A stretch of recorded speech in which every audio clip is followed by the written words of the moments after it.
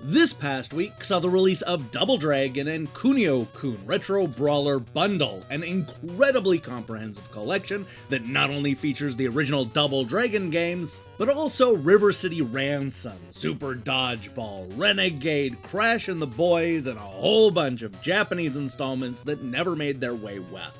We've already talked about Jimmy and Billy Lee's first two chapters, so to help celebrate this must-own compilation, I want to spend today looking at both versions of Double Dragon 3.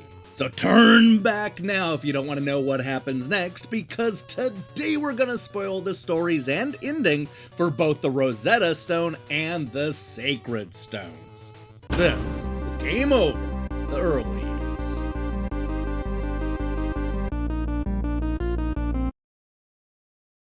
When we last left the Lee brothers, they were avenging the incredibly violent death of Marion. Both the arcade and the NES versions handled this matter a bit differently, with the home console versions choosing to inexplicably resurrect the girlfriend through ninja magic, and the other ending with this vague picture. So did she survive the shooting? Was she brought back to life? Is this an old picture? What the hell? What's going on here? If you were one of those people hoping that Double Dragon 3, the Rosetta Stone, would answer these burning questions, then prepare to be disappointed. Because this story barely connects with those other two games. It seems that Billy and Jimmy have been training for 2 years and only now returning home. But instead of checking in on Marion, they are instead confronted by a fortune teller named Haruko. She implores them to find the 3 missing Rosetta Stones and take on the world's strongest enemy in Egypt. This means the hunt is on, but first the Lee brothers decide to clean up the streets before heading overseas. They know that the first stone is in China, but it's being kept safe in a small village next to the Great Wall. The second stone is in Japan, guarded by aggressive samurais. The third is in Italy, which is full of half-naked archers and gladiators riding horseback. Now, here's where things get weird. Once Billy and Jimmy get to Egypt, they're welcomed by headless tribe members who are clearly guarding some sort of tomb. They dodge these large skeletal hands as they walk through a large passageway filled with ancient artwork all over the walls. This leads to a fight with a mummy, which turns out to be none other than a supernatural Cleopatra. We show her the power of karate in this cool outer space room, and this is what happens next.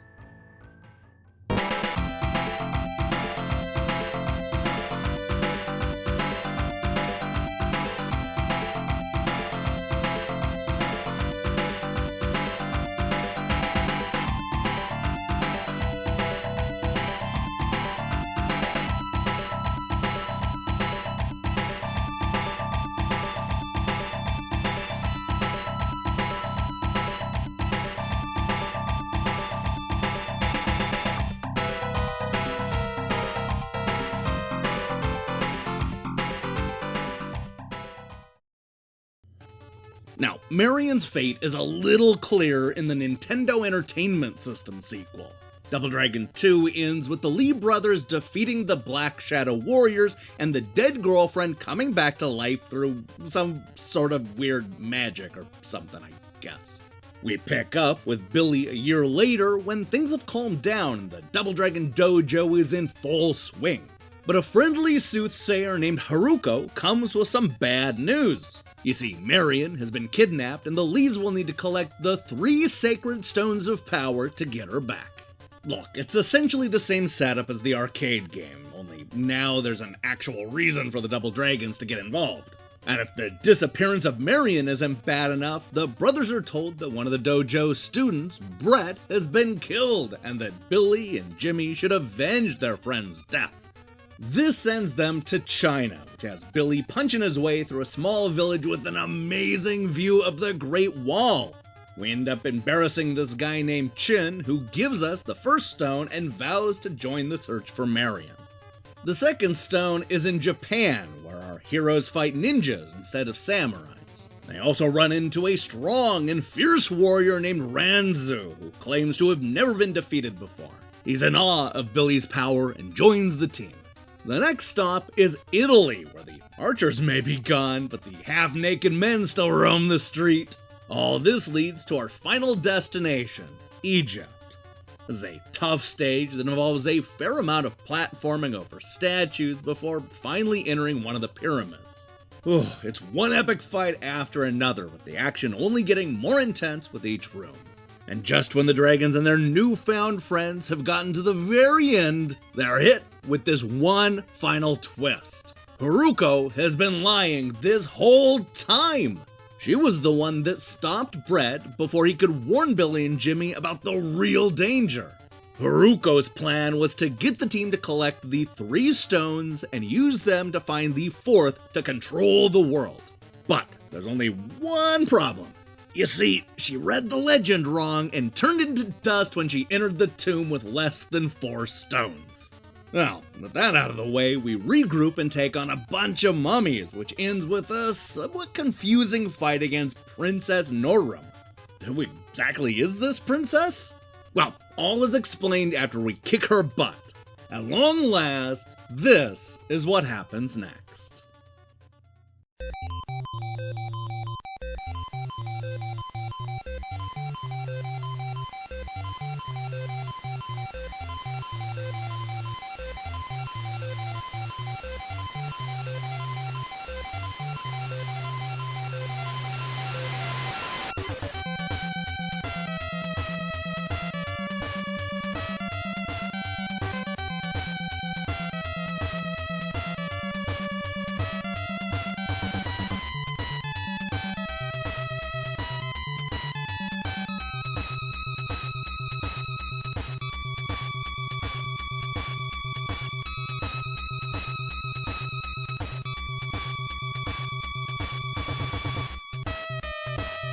I can't believe I'm about to say this, but this might actually be the only Double Dragon ending that actually makes sense.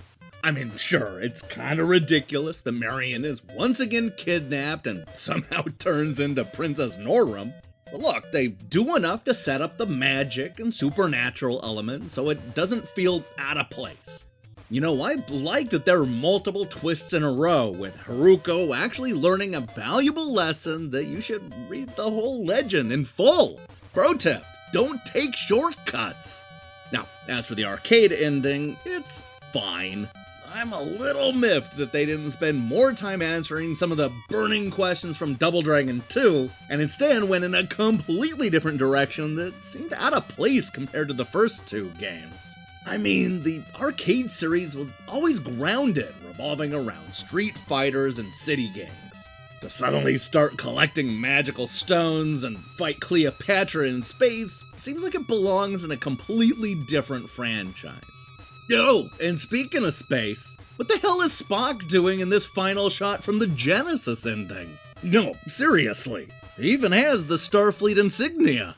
Guys, hear me out. I'm starting to think that we might have actually gotten robbed from the Star Trek Double Dragon crossover event I've always wanted. Damn it.